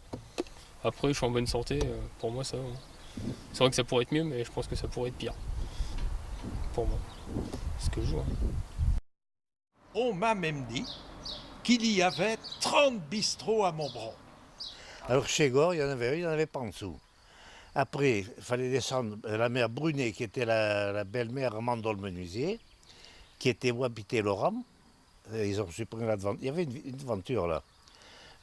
Chez Baleston et chez Goutron, à droite. Alors, en remontant, il y avait Laurent, le père Laurent, qui est vieux centenaire, qui était au coup franc, et ils sont sur la place, c'était tout. Alors, si on prend un peu en continuant, on va aller, il y avait la mère Rougier, c'était tout à fait dans l'autre. Alors, après, il a fallu d'Angoulême, chez Rougier, l'hôtel de France, qui faisait restaurateur, l'hôtel d'Europe, et il y en avait pas, la rue Cameau, il y avait l'hôtel de Espoir, qui était là, et alors, descendre après, rue de la Barbacane, il n'y en avait pas, et on en trouvait deux, face à face, c'était chez Tournier et chez Maurice. Après, il y en avait à Lormeau, là-bas, donc c'est pas qu'on appelle le Cusson Vert. Ça faisait café là aussi. Je crois que c'est à peu près tout le nombre. Je ne me rappelle plus. J'ai compté, je ne me rappelle plus combien ça fait. C'était la vie du temps, ça. Marton, il y en a plus, il y en avait plein aussi. Il y avait tant de bistrots parce qu'ils vivaient. Ils vivaient de ça. Et souvent, ils avaient une autre activité, comme chez Gore. Ils faisaient le marchand de fagots. Et ils vendaient des fagots, surtout des fagots. Et le bistrot faisait partie des commerces. Presque tous les commerçants faisaient bistrot pour s'attirer des clients. Et puis ça a changé. Bon, ça vivait d'une autre façon qui n'était pas plus mauvaise. Les gens n'avaient pas la folie de l'argent, mais ils avaient la folie du bien vivre. Et ils s'entendaient dans les quartiers, ils remettent les trucs là, des repas. Des repas de quartier, mais ça existait des fêtes de quartier où les gens se réunissaient. Il y avait une frairie dans toutes les places. J'ai connu une frairie place de l'église. Je ne veux pas être méchant, mais chacun vit pour lui. Autrefois, ils vivaient justement par quartier, un peu comme ça. Ils étaient plus la main dans un quartier. Je pense qu'ils ne sont maintenant. Je ne veux pas être méchant. Je ne veux pas que quelqu'un m'en veuille pour ça, hein. Mais les vieux, ne serait-ce qu'à la campagne même, les batteuses, tout ça, les gens, ils s'aidaient entre eux. Et une occasion de travailler, c'était une occasion de faire la fête à la campagne. Ils allaient s'aider, mais ça faisait la fête après. C'était une autre une autre façon. Ça faisait partie de la vie, ça. Souvent, et les gens le prenaient bien. Je suis sûr que maintenant, ils le prendraient moins bien. Là, je ne me rappelle pas, mais j'en ai vu des trucs. J'ai connu, oui, ils s'arrachaient des plantes de quelque chose dans un champ, ils se plantaient autre chose. Le gars, ou bien quand ils avaient semé quelque chose, l'autre allait semer quelque chose derrière. Il avait semé dans son jardin. Dans un jardin, il semait de la salade et il retrouvait des choux. Mais c'était pas méchant. C'était bien. Dis-moi, qu'est-ce qu'ils faisaient les gens quand ils travaillaient pas? Eh bien, il y en a des gens qui étaient au bistrot. Mais ils n'étaient pas tout le temps au bistrot. Les grands-pères aimaient beaucoup jouer aux cartes. Et puis, il y avait des fêtes, il y avait des foires, il y avait le marché. La région de Montbron, par le fait, c'était des céréales, de l'élevage, un petit peu de céréales, de l'élevage. Il y avait quelques ventes de céréales, mais pas beaucoup, parce que c'était tout des petites fermes. C'était 10 hectares, 15 hectares, 20 hectares, c'était pas des exploitations comme sur Chara ou sur Menzac ou des trucs comme ça. Alors bon, il fallait faire avec, quoi, on faisait avec. Alors on vendait bien sûr des engrais, on vendait surtout des scories, à l'époque, on met dans les prairies, qui étaient le plus connu. Quelques super potassiques, des trucs comme ça, des potasses surtout. Et puis voilà, bon, on faisait beaucoup à ce moment-là, ils faisaient beaucoup de patates, parce que les gars, on faisait des gros de semences de pommes de terre à l'époque. Il fallait voir les semences de pommes de terre qu'on faisait, parce que les gens soignaient beaucoup les cochons, tout ça, avec les pommes de terre. Et il y avait des foires, bien sûr, énormes. Parce que les foires de l'époque, ce n'étaient pas les foires d'aujourd'hui. C'était 8 h du matin à la nuit. Et puis voilà, les gars ils arrivaient bon le matin avec leur cheval, leur charrette, les 3/4. Ils n'avaient pas de voiture, ils venaient avec le cheval, la charrette, ils amenaient la botte de foin, ou le tas de foin sur la charrette, ils dételaient sous le cèdre là-bas, et ils amenaient le cheval. Où sont les 3 marchands maintenant?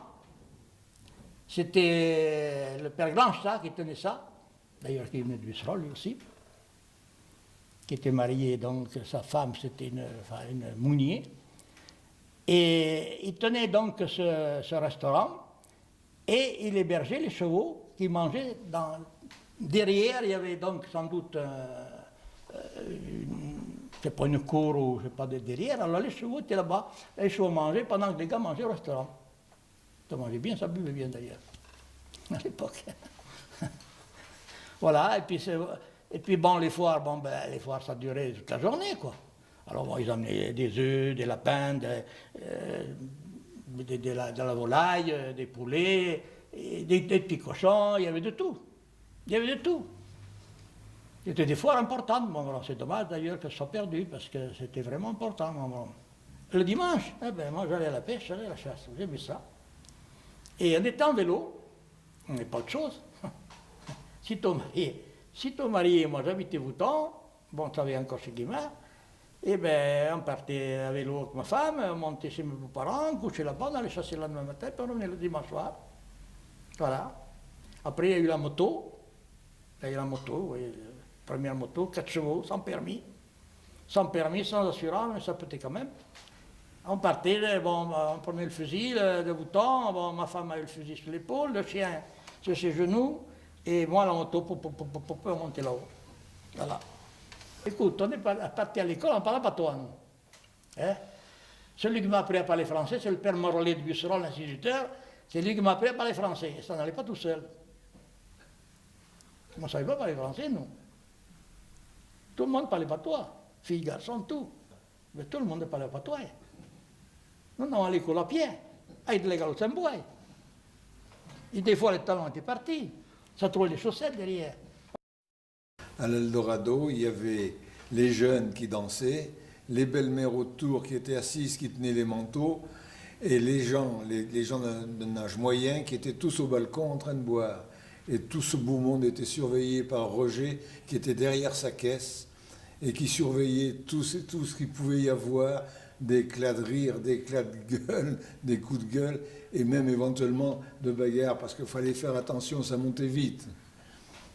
Les jeunes vivaient sur Montbron, il n'y avait pas de voiture, il n'y avait pas de télé, Il n'y avait rien. Moi, à cette époque-là, à l'époque de l'Eldorado, j'étais apprenti à Angoulême. Eh bien, j'allais embaucher tous les lundis matins en vélo à Angoulême. Je revenais tous les samedis soirs en vélo pour faire la fête à Montbron. Je faisais la fête le samedi et le dimanche, et le lundi matin, je reprenais le vélo et je revenais chez Angoulême. C'était classique, ça. Là-haut, on avait bureau de tabac, buvette, régie. On avait la régie pour faire les acquis pour que les gens amenaient leur vin. Ils se récoltaient beaucoup de vin là-bas sur ces coteaux, d'un vin qui était très très bon. Hein. Eh bien, je passais souvent des dimanches après-midi, moi, à faire des acquis pour que les gens amènent leur vin, pour qu'ils soient en règle, voyez-vous. Nous, on n'avait pas grand-chose comme distraction. Hein. Il n'y avait pas de cinéma. Hein. Et il y avait un bal pour la fleurie à Montbron. Et tous les premiers de chaque mois, il y avait un bal à Montbron. Mais ici, à l'Eldorado, tous les premiers, c'était plein de monde, plein de monde. Et alors, un jour de 14 juillet, nous étions sur la place, là-bas face à l'Eldo, tu sais, le mur là. On mangeait des gâteaux. On mangeait des gâteaux. Bon.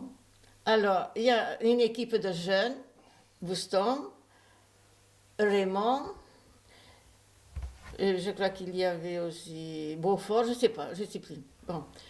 Ils s'arrêtent. Ils disent...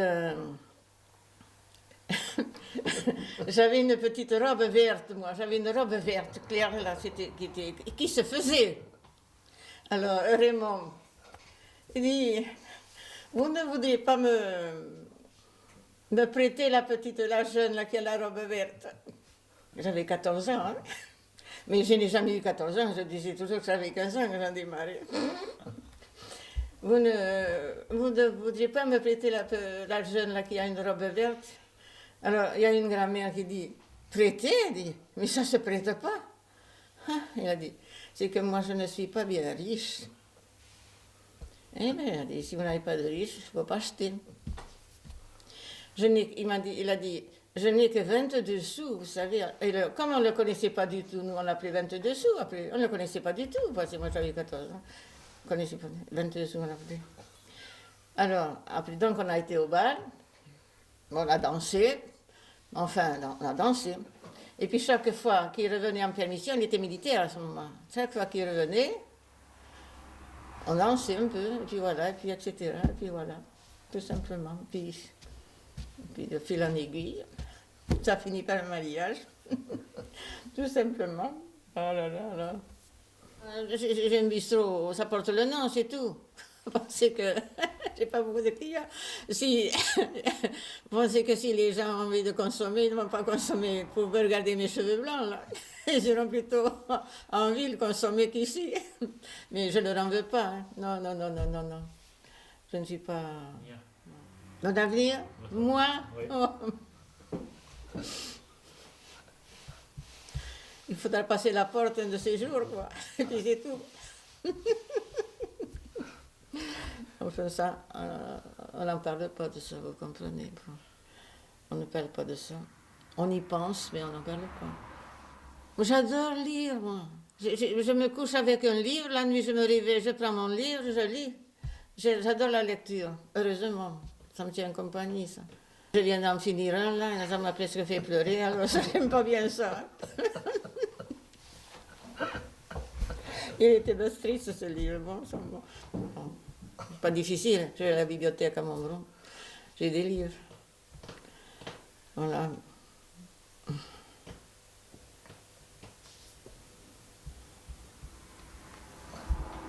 Mais je suis très contente d'avoir quelques belles auteurs comme ça. Presque tous les soirs, des belles auteurs qui viennent. Je suis très contente, ça me fait très plaisir, vous savez. Quand on est habitué à avoir beaucoup de monde comme ça, et ben, ça fait plaisir. Voilà. Oui, la cavalcade a duré une dizaine d'années, à peu près, quoi. Ben, ça représentait que chez Bruchet, il faisait un char, à Courtilla, il faisait un char, Ah, puis bon, ils faisaient un char, c'était tout pour la fête, vous savez. Nous, on payait toutes les fournitures, tout ce qu'il y avait. Une année, il y en avait pour plus d'1 million. J'ai dit à mon mari, eh bien, écoute, si jamais il pleut toute la journée, on ne pourra pas s'en sortir. Hein. Eh bien, ça s'est toujours bien passé. Une année, ça a plu le jour de la cavalcade. Les chars étaient garnis de roses en papier. Mais vous savez ce qu'ils ont fait, les voisins? C'était pas nous qui pouvions s'en occuper.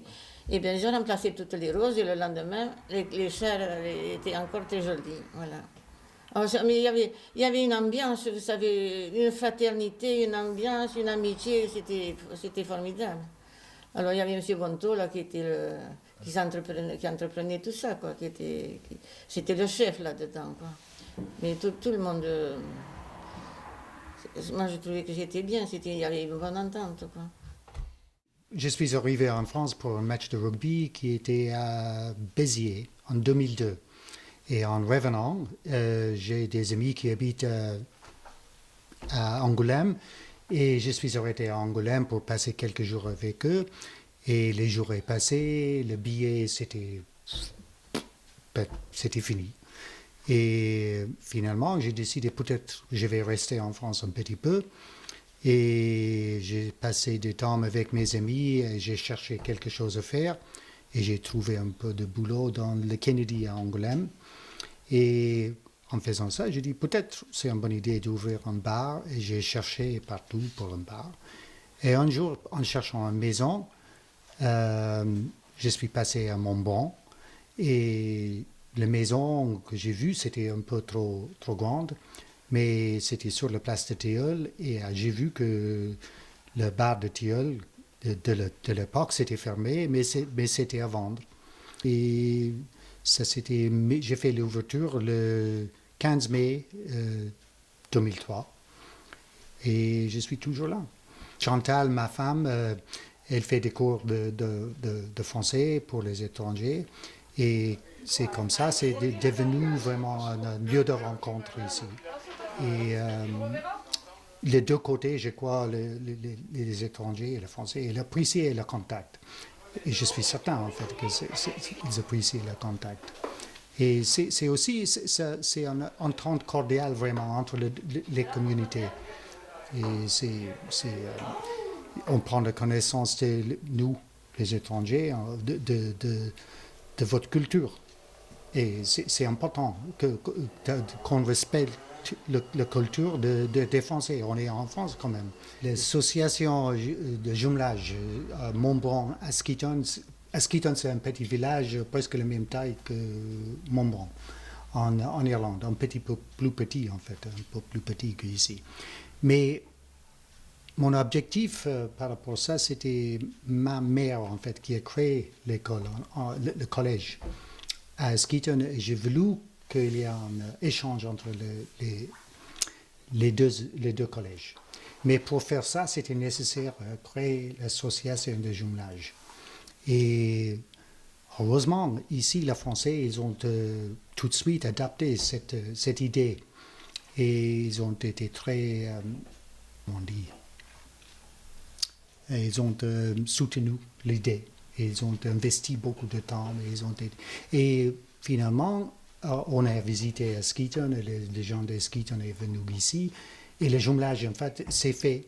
Mais on attend toujours à avoir l'échange entre les deux collèges. C'est pas si simple parce que c'est des enfants, c'est des adultes, il faut avoir un encadrement et tout. Mais ça, c'est en train. Et ça commence à prendre sa forme comme il faut. C'est un beau pays, il y a beaucoup de gens qui le visitent. Et oui, ma petite, nous avons un riche patrimoine. Un riche patrimoine, ma petite, ça veut dire que nos paysages sont magnifiques et nous avons aussi, par exemple, les moulins avec les rivières. Et donc, autrefois, les moulins tournaient toute l'année pour faire la farine, par exemple.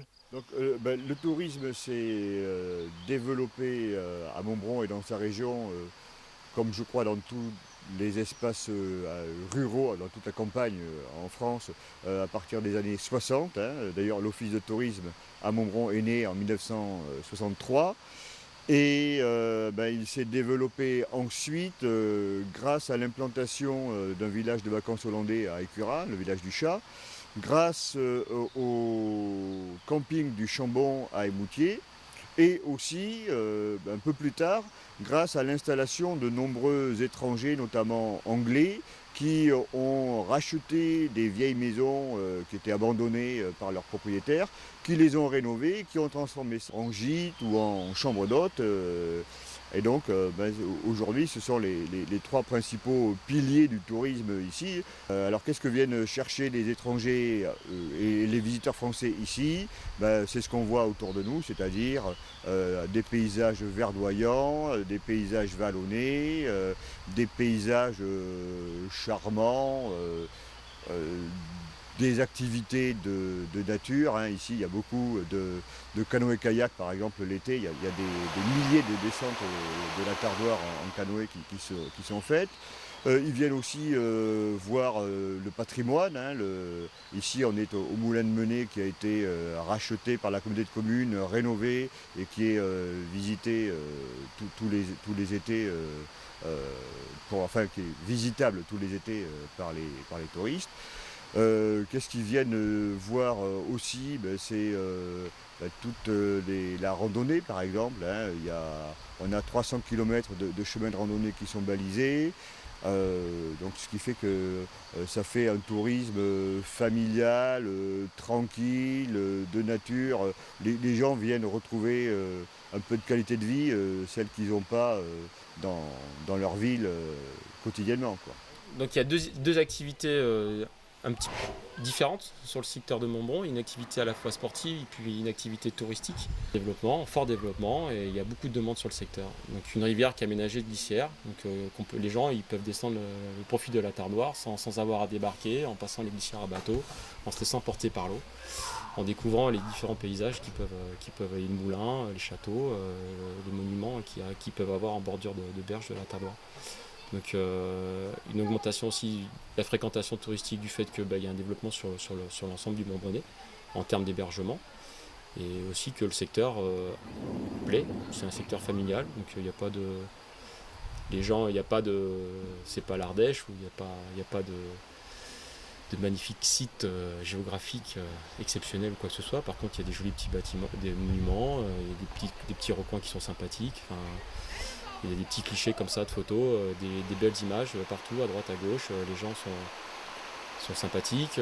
Un secteur familial, voilà, donc avec des activités familiales. Donc le canoë, le profit de la Tardoire s'y prête tout à fait, parce que c'est à la fois, ça peut être à la fois un petit peu sportif sur l'amont, très calme sur l'aval, avec de l'eau qui court très, très gentiment. En termes de fréquentation, il y a 11 ans de ça, donc à la naissance de la maison du canoë, 11-12 ans, voilà, on était à 1100 embarquements. Donc ça comprenait à la fois la location et à la fois l'animation. Sachant qu'à l'époque, on faisait pratiquement autant d'animation que de location. Aujourd'hui, on en est à 6000.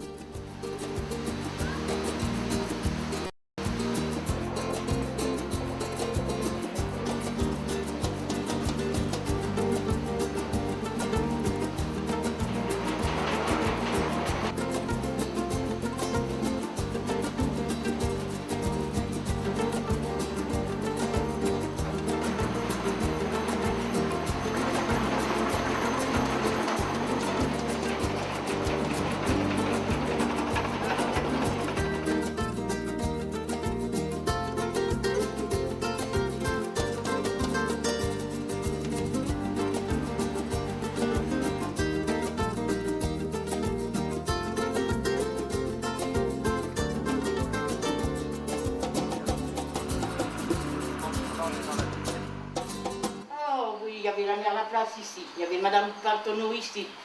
Moi j'étais là, la mère Lavoie ici, je me rappelle des plats. Et bien il y avait Madame Lavergne qui est morte, qui habitait là-bas, vers la gendarmerie là-bas. Et bien il y avait Madame...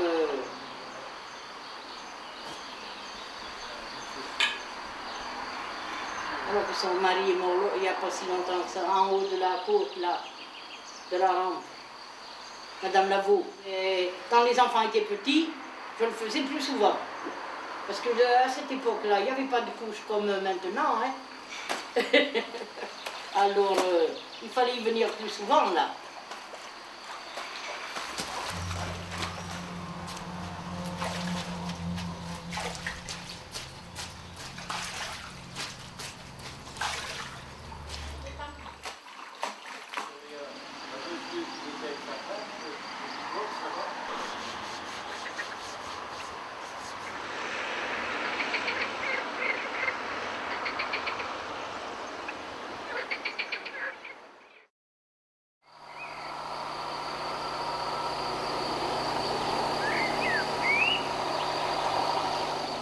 Il est important pour nous quand même, surtout au moment de l'hiver, même toutes les semaines. Hein.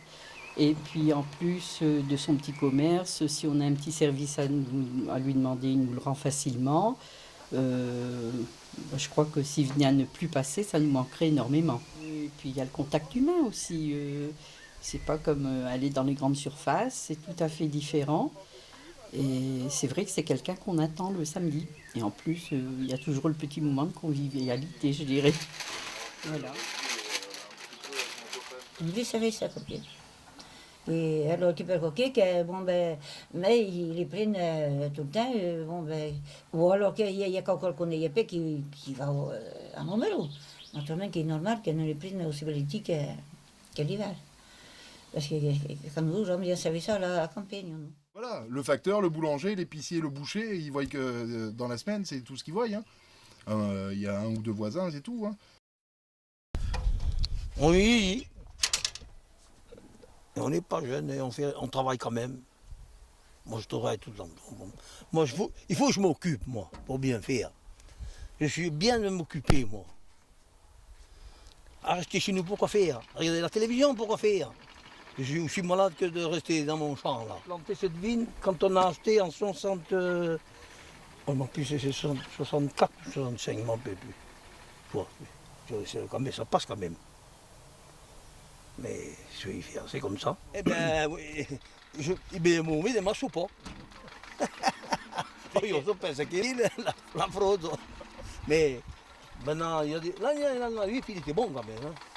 Il est bon, façon. Il est bon encore, mais j'en ai plus beaucoup quand même. Mais enfin, il y a encore 2 barriques, comme suffit. Disons-moi, je ne sais pas chez nous, vous le goûterez. Et tu t'arrêtes, tu me dis, ma femme, tu t'en veux dire, ma femme t'en tirera. On sait que moi, j'adorais la chasse. C'est les armes qui m'ont amené ça. Alors, sur cette cheminée-là, il y avait un fusil qui apparemment datait de Napoléon Ier. Alors, moi, j'ai commencé à collectionner les fusils.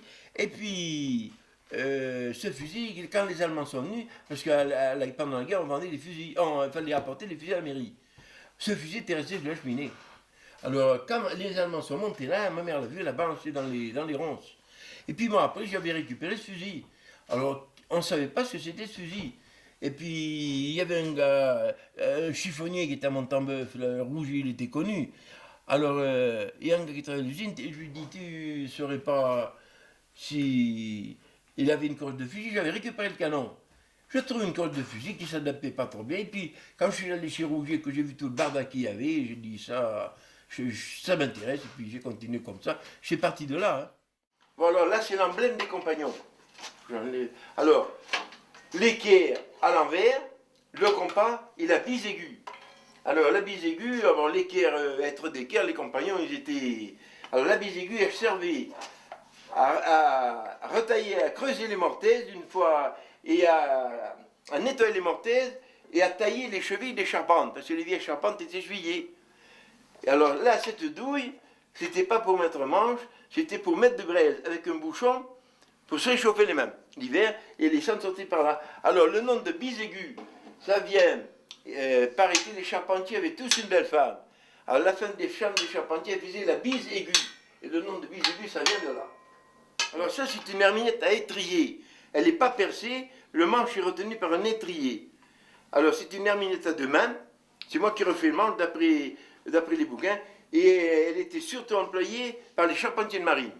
Et dans le langage de la Dordogne, on appelait ça un rousinou. Rousinou, de torche à résine, on arrive à rousinou. Un rousinou, dans le livre de Picato, c'est clairement avec un rousinou, c'est marqué. Ouais.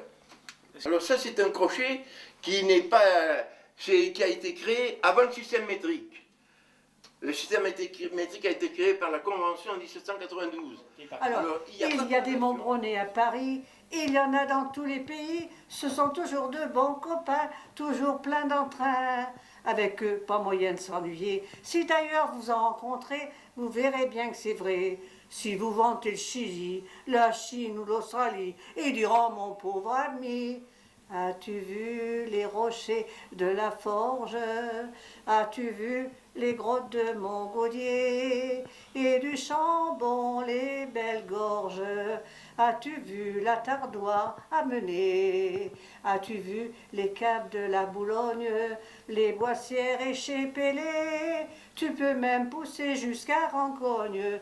Tu diras, c'est plus beau que je croyais. Certains jours, je rencontre un Anglais riche, milord, qui devait se balader, et il avait l'air très comme il faut posséder une auto. Sur sa droite, il était arrêté, et sa carte semblait étudier. Quand il me vit, il m'appela et me baragouina. Oh, oh, pas beau le pays. Et ballot, je lui répondis. As-tu vu les rochers de la Forge?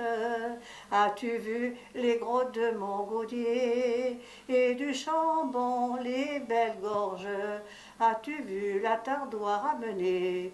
As-tu vu les caves de la Boulogne, les Boissières et chez Pélé?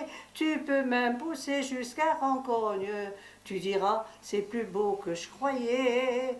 Il me fit monter auprès de lui, et aussitôt je le conduisis visiter les curiosités de notre Montbronnais. Et partout il ouvrait de grands yeux. Oh, oh, c'est merveilleux! Pas comme ça, hein, dans ton pays. En rigolant, que je lui ai dit, on va partout raconter. Comment il faudra dire? Attends, je vais te le redire. As-tu vu les rochers de la Forge? As-tu vu les grottes de Montgaudier et du Chambon, les belles gorges? As-tu vu la Tardoire à mener? As-tu vu les caves de la Boulogne, les Boissières au chez Pélé? Tu peux même pousser jusqu'à Rancogne. Tu diras, c'est plus beau que je croyais. Je vais avoir 90 ans au mois d'août.